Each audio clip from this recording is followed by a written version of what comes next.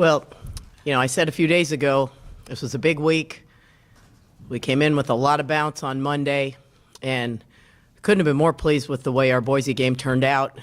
We didn't play great in the first half, and really at halftime I just talked to them about, I could tell they wanted to win the game, but they just wanted to win the game, get it over with, and come home so they could go to Fresno. I mean, you could kind of tell. I said, look, you got to play games 4 minutes at a time, one possession at a time, do the things that we need to do. And I really felt that the way we played the second half shows the growth that we've made since the beginning of conference, which, since giving up an inordinate amount of points at the beginning of the month, we've worked really hard to get better defensively and have consistently done that. So with that said, big opportunity, exciting for us to head up to Fresno. And I think if you're going to put your musts on it, I think that's what media people have to do, right? Say you must do this or that. We're the ones who lost the home game, so we're the ones who are going into the game really, if you will, in the big picture, needing the game. But our team's excited and fresh and ready, a lot better than a month ago, as is Fresno, so it should be a great game. Can you expand on that, the idea that your players were just really antsy to get up there? Well, I kind of spoke a little bit in the beginning of the week about, the conference season is, you're real excited when you start. And then right towards the middle, like the end is far enough away that's why I think nationally you see all kinds of upsets. Because the familiarity with teams in conference, you run plays out of conference, you make plays in conference. And by the time you get to the second round, you better make plays out of the plays you're making because your tendencies are so understood. You can change a wrinkle here and there, but you can't change the ability of this player to shoot or this player to defend, et cetera. So I think for us, we have continued to get better and better. And in the back of our minds, we're so disappointed as much in the way we performed against Fresno than anything else. And even though as coaches, as all educators do, every game is important, every minute is important. Obviously, once you start getting towards February to the latter part of February, the standings are, you can start to really formulate this guy, hey, they might be about out of it. This guy can fight their way back into it. The tangible results of a win or a loss is that much more evident. So I can see when you come into the outer part of our locker room, first thing you see is a big standings board. And I can see now where as soon as games are over, we're all out there. Hey, who did Wyo do? What did Wyo do against so-and-so? So I think it's more it's a race. Wyoming finished first round 6-2 and beat Fresno. So, there's a race in front of us, and I think it's, for our team, that's just really exciting and really challenging. Coach, I know coming into the season, you're kind of concerned with them being a newcomer, haven't played them before. But after you guys played them once, you can go back and look at the film. Do you feel better prepared for them this time around? Yeah, that's a good point. I think more than anything, even in the non-conference, as you prepare, you try to find someone against a like opponent, someone whose personnel so you can get a measurement of what they do. And I think what's helped us as a staff is, they've played us. Well, they've also played the other 7 people that we know in our league. So to have an opportunity to see them compete against like opponents, and of course, vice versa, they have that same opportunity, but that has been really helpful. You're right. More than anything, I didn't even know their personnel. I'd never even seen, from a recruiting standpoint, we don't have any Australians. We don't recruit like Oklahoma, the Southwest a lot. So really had to get an opportunity to see them, and now we have. So I feel our team is much more confident and comfortable, as is our staff, with the kind of things we're going to try to do. Coach, Chelsea was nominated for the Wade Award. Can you kind of talk about that and just her leadership so far this season? Yeah, and that was terrific. We talked a little bit as a team, kind of the equivalent of what the Wooden Award is on the men's side is the Wade Award on the women's side. And they had a preseason, they had a group of about 25 athletes preseason, and then about mid-season they always reevaluate, should some people stay on, be bumped off, should some people be added.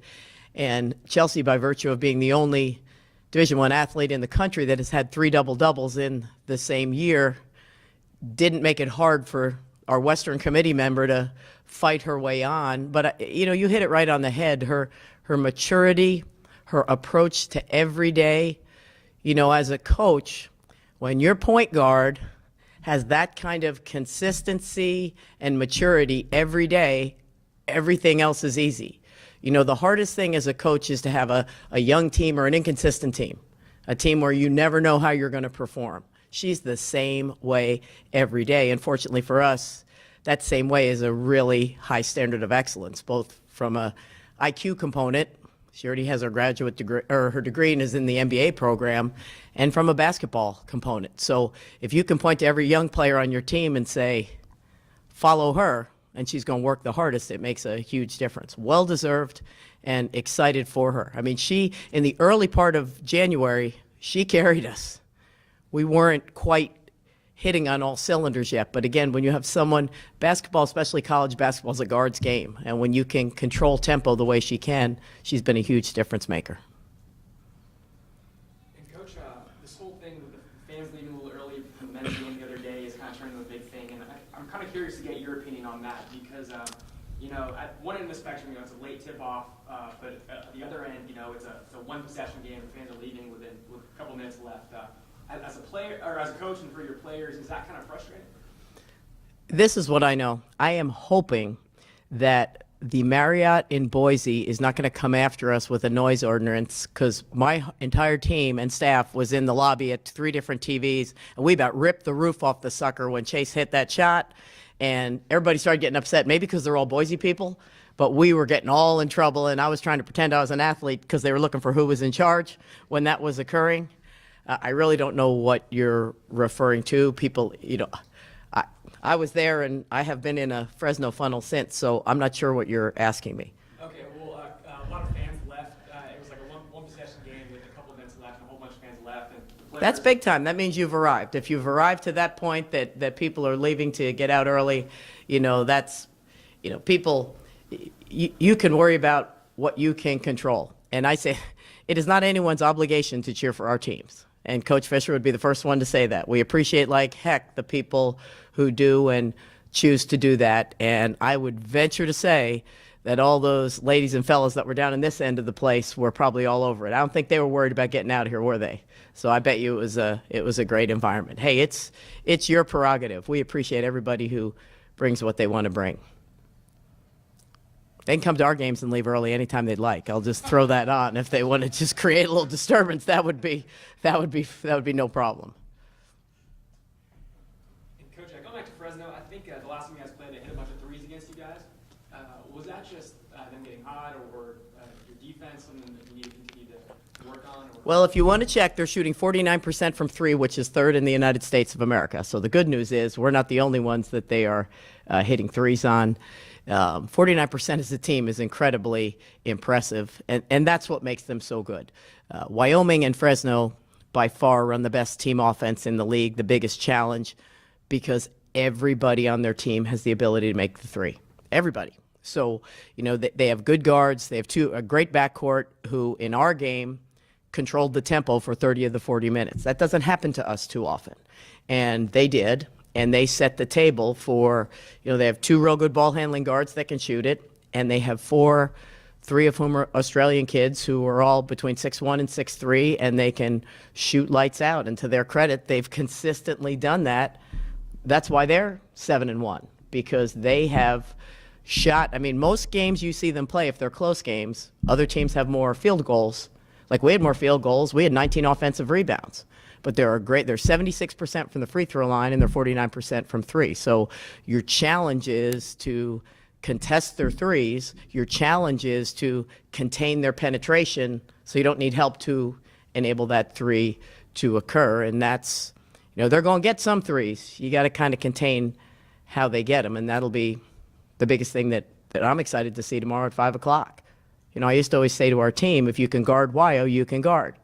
Now we've added a second team to that, so we'll be excited to try. Anything else? All right, everybody, I appreciate it. Thank you. Thank you. Sorry I wasn't up to speed.